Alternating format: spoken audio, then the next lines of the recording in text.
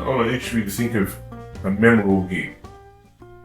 Gig that stood out for one reason, or was a perfect night, or was it amazing, or a shocking night, or something unique happened, or I don't want to hear any girlfriend stories. But do you have a memorable gig or something you sort of... Look, there's been several.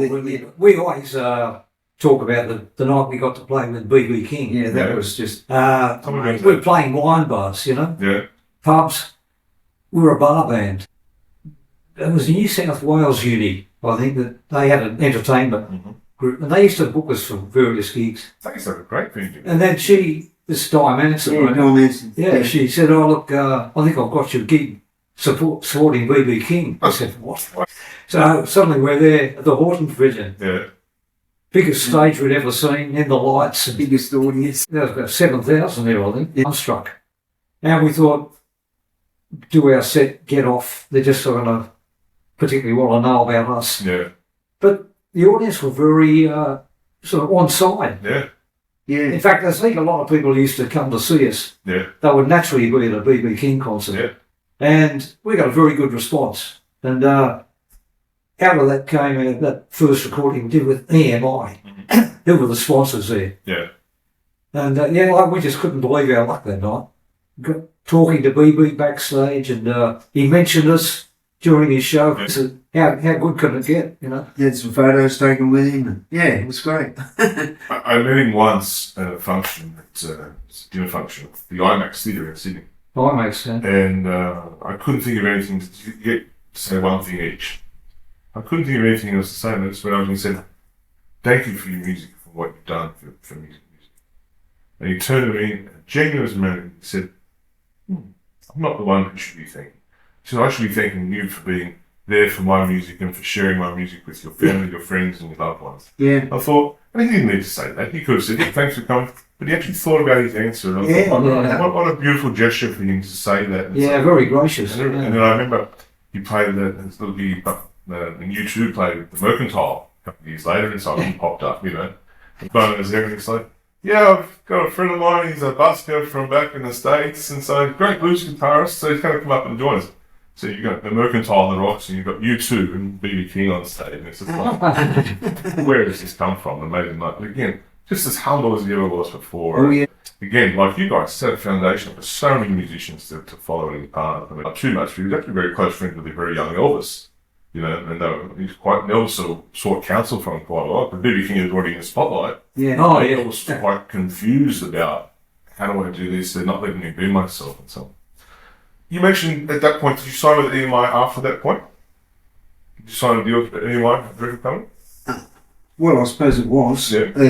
A deal, but I mean, it was only for that initial first album. And what was that like? We actually we pulled out of EMI because Les Simmons came to us about Eureka. Yeah, that's right. Yeah. So it was only for that first album. album. First album. Yeah, we signed, we signed with Eureka and recorded a couple of albums with them. Yeah. But that was the whole recording was new to us, you know. Yeah. Did that allow you to, like, did EMI then give you the full treatment for, did you go use their studios and so on, or did you still record where you were recording prior to that? That was the Rival Trenches, wasn't it? They provided the studio and invited people that used to come and see us at French's. Right. What they did, perfect. It was a party. yeah, and they only they were going to record us at French's till they got down there on a typical night and they said, "This is going to be impossible." You're going to be a nightmare. Yeah. So they said, "Look, what we'll do is set up." They had a big studio, wasn't it? Yeah. A sound stage. Yeah. And they set it up with tables, grog, food. Yeah. And invited we were going to invite all the French's people along. Yeah. So they all came along and had a ball. Yeah. We just did a typical Riders French's thing. But so it's a bit of a misnomer to say live at French's, especially live at EMI. There are plenty of live albums that aren't live for that. But it was sort of It was a live performance, yeah. all of our recordings have been live, actually. Yeah, but not all with we don't do sort of layering track on track, you know. It's, look, some of them we've had to overdub vocals or something, but all the playing is done simultaneously. Yeah. Yeah. Yeah. That's what everyone does, isn't it? So. Yeah, our most recent one with Ray, the one called Dern Turton, that was all done in an hour. Yeah. Yeah, as long as the album comes, that was the session. Yeah. And that's how I suppose technology changing a good thing. You know, something which we used to have to press, multi-layer, then get a tape out and change the tape over. Yeah. You know, now it's a hard drive. You know, Well, we couldn't work like that. Yeah. There's sort of, I know these rock bands, they book a studio for months and sort of write as they go and sort of layer on layer. We just couldn't do it, just not us at all. I think what happens then is the music starts to wear on you. You know, if Yeah, do something very quickly, while it's still live with you and vibrant. It's fun. If you're trying to record the same song for 3 weeks, Yeah. you're going to be sick of it, aren't you? Yeah. Look, I often quote Bob Dylan of all people, who used to run a radio show playing music. Now, I don't know what band he was talking about, but and I read this in a press report, but he said he played a track and he said, now, you know, well, that sounds so good. He said, that's a bunch of people sitting around playing off each other in a studio, not putting track on track. You know? Yeah. And you can tell that too, even from, you know, when albums, in the old days, they used to record later, and you come to record the bass, you come to record the drums, and sax. But you can tell when bands really record live, can't you? Yeah. Because there's more spontaneity. Yeah. But it's actually more real, you know? Yeah. And I think that's there. What about when it comes to, you've got such a catalogue to choose from? How do you pick a set list? Well, I let Ron do it. Yeah, it's got to be a blue thing. I'm going to do the bop shoots, but it depends on who's with the band. So we've been very lucky all along. We've been able to get very good frontmen, singers, guitarists, no duds anywhere. And it depends on, they bring their own thing to the band, but they always know that they know what we do. And they'll bring in some of their influence, but they know it's got to be blues. Yeah. They know, well, we're not going to sort of go their way.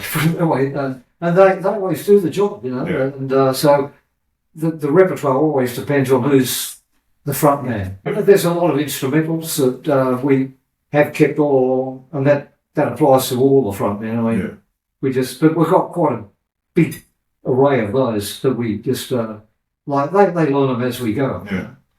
Do you ever have a wish list of people that wished had a front of the band or got to play with and never had a chance to? And not just in Australia, but around the world?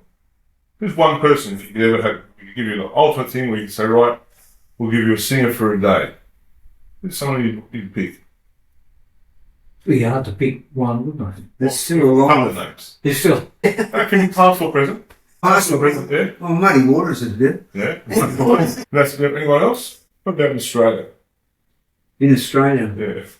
Oh, we probably have the best with us. The best. That's a blessing, isn't it, too? Yeah. So, okay, fantastic. What about when, I've talked to a lot of artists and so on, when you play festivals. You know, like we had the Cronulla Jazz and Blues Festival and various different things throughout the year, and we're very lucky here in Australia we have beautiful weather sometimes, or Cronulla, it's in the backside this year. Yeah, till recently. Yeah. A lot of musicians, when I interviewed them, some, especially leading up to Cronulla, they were saying about your name came up as a band that when they finish their set, they're run over to your set. So, is that something that you see where a lot of young musicians are coming up and you see them in the audience as fans just as much as they are admiring you from a technical point of view and learning the trade, but they're fans 101. Is that a great thing to see and feel? Don't experience it that much. Yeah. And I've normally got my eyes closed anyway. I mean, just so you know, in a lot of the podcasts we do, you guys came up as like, we've got to go and see these guys. And that's one thing, like when festivals happen and so on, musicians become fans themselves. And when we were talking to a lot of people, and we had a similar thing with the podcast we did with Tamworth this year, and got Graham Connors came up, Graham's a songwriter. And it's always good. And that really, I think, cements your legacy as to your influence over multiple generations. I mean, the band's been around for how many, 52? 50, we're in our 57th year. 57th year. Yeah, 67 was when the band actually started playing gigs around the city. Mm. Our first gig, as I said, in the Rocks, the John Hughes, a wine bar. But 66, the band was in formation, you could say. Playing at parties and things like that. Yeah. Weddings, parties, anything. And knocked off that title, probably. We took off really when this John Murphy, who really was sort of put the band together. We knew we needed a drummer that could cover, and he found this Rick Lock, Eastwood, the next suburb more or less to us, and we couldn't believe finding. He knew all the Chicago drummers and played in the Chicago style. Well, he could. He was actually into jazz as well, like Bucks Roach and all those sort of people, but he played this Chicago shuffles like Freddie Below, Clifton James, those sort of people. And once he got in the band, that's when we definitely started to sort of get motivated. And that's when we got our first gig. And the whole band thoroughly enjoyed rehearsing. This John Huey's, we used to rehearse there on Sundays, play there Saturday night and then rehearse again on the Sundays. Had a ball. Yeah. One of the issues we find sometimes in musicians, especially just in society these days, and so on, I was talking to someone about it before, is that some musicians, they just burn themselves out through drug and alcohol or sometimes mental health. And you guys have said 57 years, it's a fantastic legacy.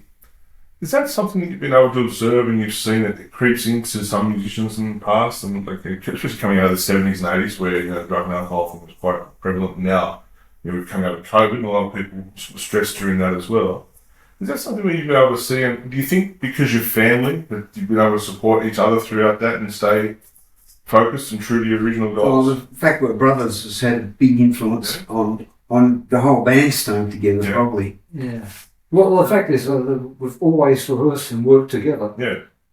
It's very psychic. You can feel where each other is going. Yeah. And you still rehearse once a week? Yep. Once a week. I mean, that's I know bands that play regular, they don't rehearse once a month, So, and I think that's the interesting thing because then it's still stimulating for you, obviously, isn't it?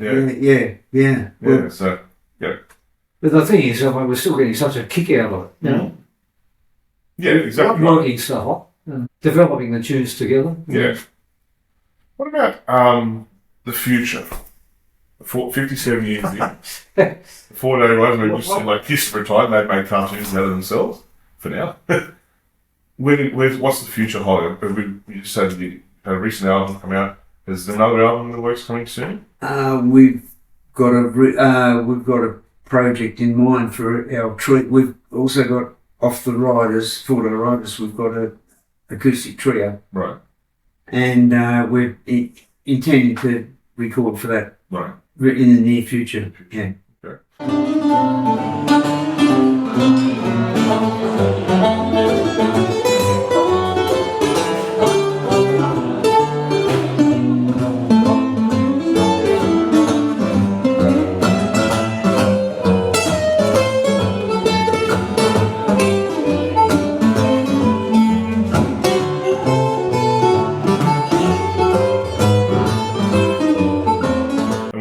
Still hitting the road whenever you can? Within limits. It's what depends what's available. Festivals, and we've applied for a few festivals. And we see what comes along. 5-piece band, and all the guys want good money. Yeah. So that sort of limits us with festivals. With the trio, it's not so hard. Just being 3-piece for a start. And we're not all that fussed about the dough with the trio. No. But the trio is working very well in the sense that this Graham Druce, I don't know whether you know his name. Yeah. He's very enthusiastic. He rehearses with us every week. Yeah. And we're developing quite a repertoire now, and that's how we sort of plan to get this stuff recorded. Yeah. Like our policy with music is that we just keep playing as long as we're enjoying it and can get work. Yeah. And the trio particularly is sort of a lot easier for us because all the other guys, they're all great players and they're tied up with other outfits, always in demand, Yeah. And if you go to a festival, it might Wingham or down south, wherever, like accommodation, you might need a couple of things, so you can't be free. And so No. I was at a venue a few weeks ago, fantastic, 5-piece band, great Saturday night, so I had a friend of mine for a birthday. And at the end of the night, and it's just heart-wrenching. Oh, yeah. It's just heart-wrenching. And it's just like, they've given us thousands of dollars worth of entertainment. There's 30 grand worth of equipment on stage, you know, the giant double bass and all this stuff. Having lovely stuff out at 1 a.m. just like broke my heart and so on. So, but I think that's where, you know, again, the music community needs to think about working collectively with venues and stuff like that. Well, we had the most amazing gig last Saturday night. Yep. Where was that? Mangrove Mountain. Yep. Yeah. Nice up there. Good venue. Yeah. Nice. And it was put on by a guy who's turning 75 this year. Yep.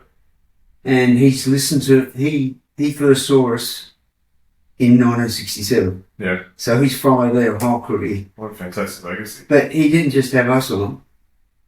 He had nearly every Blues Associated band from Sydney on. It ran for 12 hours. Goodness. I turned 50 in a couple of years and I've already said, right, I've got 3 days called 50 Fest. 3 days of bands up here today to get a hotel in Glade Tour because I think that's what we should do, shouldn't it? You know, if you have something that's important to you, like, I think, you know, I'm like you guys are, music's important to us. It can heal, it can connect, it can be part of the community, it can keep us healthy, it can keep us focused, it can drive us, and it can keep us. I remember I was traveling by myself once and I just wasn't having a good time. I was by myself, a bit lonely. Just came back to listen to Australian music, you know, and that took me home. Yeah. And that's the thing. So this guy was having his 75th birthday. Yeah, he stole my idea. I'm going to go up and knock him off. Yeah, he stole my idea. So yeah, he called it the Big Blues Party. Yeah. The Big being before I'm gone. He's got a few health issues, Yeah. but he's lifelong blues fanatic. yeah, One of the world's great blues fans. And look, he just said, look, all these bands have just given me such pleasure over the years. Yeah. I think he sorted his finances out with his kids and whatnot. And this is the money he probably dropped about 5 overseas trips. Yeah. Because he gave, well, he was asking us how much we do it for. Mhm. And this is like a year ago he's talking about this. And we said, oh, look, I don't know whether We don't know. And he kept chasing us about what did we want to do it. And Jeff kept sort of eluding him. In the end, he said, well, how about this much? Just said, oh, More than generous. well, we would have charged. Yeah. Then he put food on for all the musicians. Drink. Yeah, because Jeff spoke to him a couple of days before the event, and he said, we bring our own, I take it. And he said, oh, no, what do you want?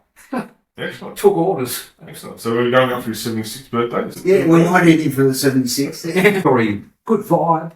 Yeah. But he had All everyone. blues fans, you know, and don't get many gigs like that. No. No. We talk about people like that, people who follow you from the start and so on. Do you have people that you see at every gig, your community, your diehard people and stuff that have followed you and it's almost an assumption they're going to be there? We're not playing as often as we did in the 70s, Yeah.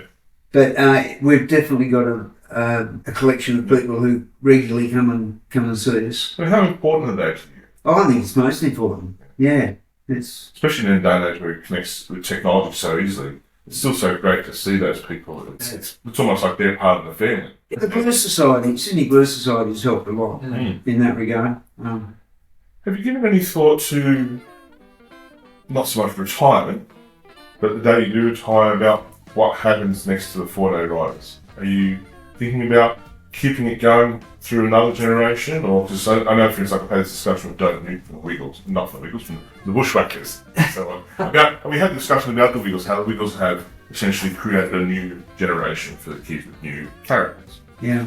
And the Bushwhackers have had 50th anniversary and things like that, like you guys. And Cole Chisel about their 50th anniversary. And I think Kiss have been around for about 450 years. Have you given any thought to potentially keeping the Foreday Riders brand, the music, the feel, the legacy going, like that day you do decide to hang up the guitar?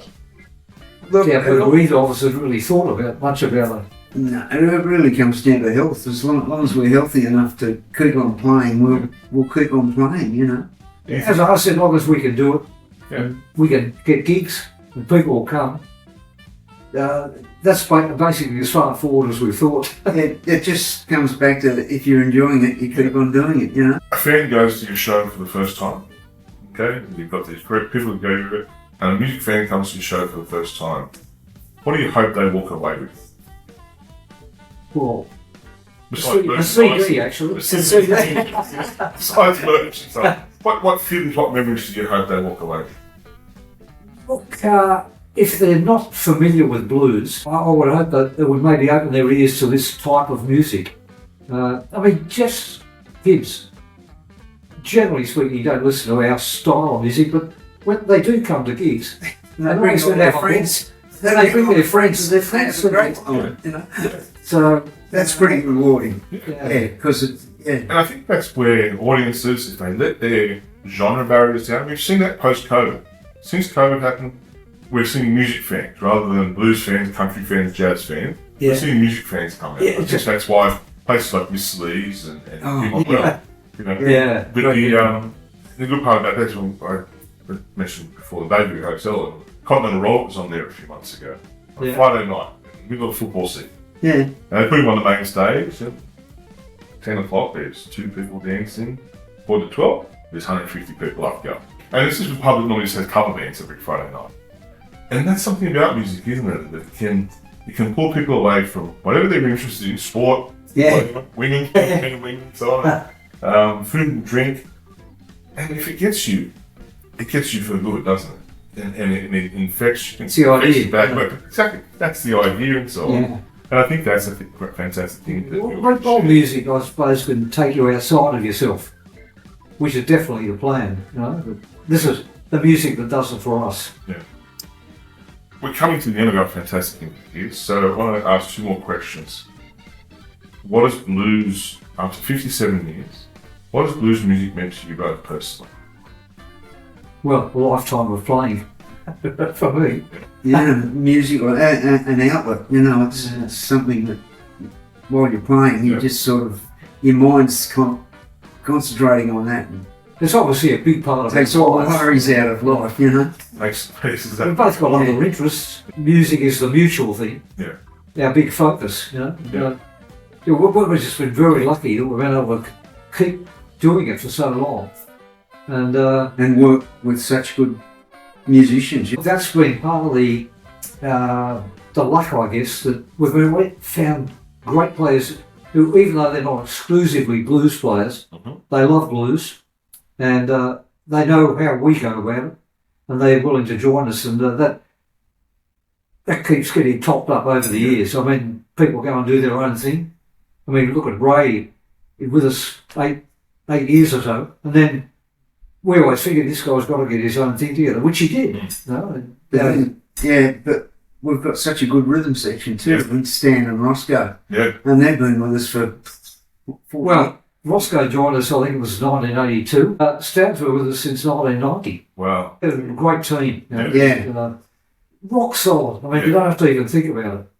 But they'd almost like a family as well now, wouldn't they? Yeah. They might as well change their surname to King. Might adopt them. So, but guys, it's been fantastic. And the last question I want to ask you, I've been doing interviews for a long time. I always ask the same question. What's it feel like to be Jeff and Ron King when you walk on stage? What's going through your head? How do you feel? Obviously, we're stumped. It's just part of us. It's part of what How big you up? part of what we do, you know. We don't really think about it. It doesn't matter whether you've got 3 people in the audience or 3,000. It's the same thing. You really. Yeah, you just got to do your best. Yeah. Simple as that. Thank you. And look, our whole policy is always to enjoy it. Yeah. That's what we tell a lot of people. They say, "Oh, you guys seem to be having a good time on stage." I said, "Well, we wouldn't be doing it otherwise. Not at this age." I mean, the music's enjoyable. I think that's what, the Foreday Riders have carved out an amazing legacy. 57 years. I can't think of any other band currently playing in Australia or around the world probably that has that. I mean, Stones. We have got a name. We have got a name. Yes. We want to get to 60. 60. Perfect. I mean, how long have Stones been together for now? Stones formed about 63? Yeah, they're older than us. Yeah. So I do like how they They were sort of off and away when we. Yeah. So I do like how they say, Keith Richards there's that famous photo of Keith Richards with a baby online, and it says first known photo of when Keith Richards met Willie Nelson, 106 or whatever it is. He outlives everyone. So, and look, talking about outliving everyone, the music of the Foreday Riders is going to live on forever. It is a fantastic foundation for so many amazing blues musicians in Australia and around the world. And their door has been very open, and they've supported and fostered so many music careers. And we're going to talk to some of those musicians in coming weeks here on the Sydney Blues Society podcast. But guys, on behalf of someone who's a fan of just music in general, but also a fan of music, congratulations on an amazing career. I do hope to get to 60. We'll be there. I think we have to have a big bash. Okay, we come not Mango, somewhere in Sydney, and let's have a big bash and celebrate 60 years of an amazing career. Every time you get a chance to see the Foreday Riders on stage, whether it be a pub in Sydney or at a festival or whatever, drop everything, go there, or otherwise I'll come hunt you down. Jeff and Rocky, congratulations. Thank you so much for your time today. This is the debut episode of the Sydney Blues Society podcast. You were voted by the members as the people they want you from first. I think that's a fantastic commitment to your legacy, and hats off to you both. Thanks for your time. Look forward to seeing you around the tracks pretty soon. Thanks very much. Thank you, Adam. Yeah, thanks very much.